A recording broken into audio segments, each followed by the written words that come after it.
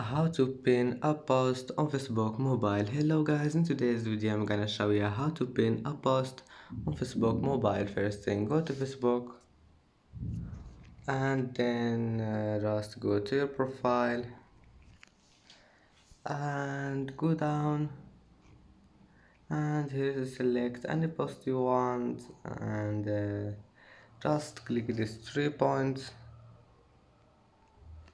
and here you will find pin post. Just click on it,